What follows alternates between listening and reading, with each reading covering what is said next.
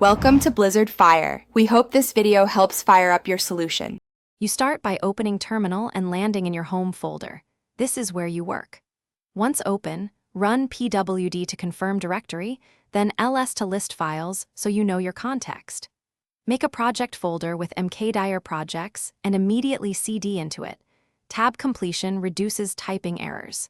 You do these steps to establish a known working directory and avoid accidental changes elsewhere. Make sure each command returns no errors before continuing, because a clean starting point prevents confusion later.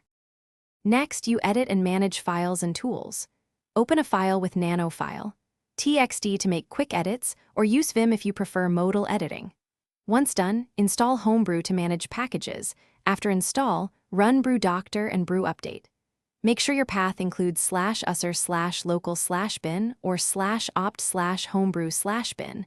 Echo $path shows where executables are found.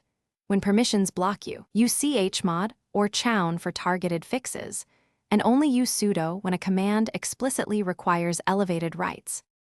To finish, make environment changes permanent by editing /zshrc or /. Bash profile and adding useful aliases and exports. Once done, source the file or restart terminal to load settings.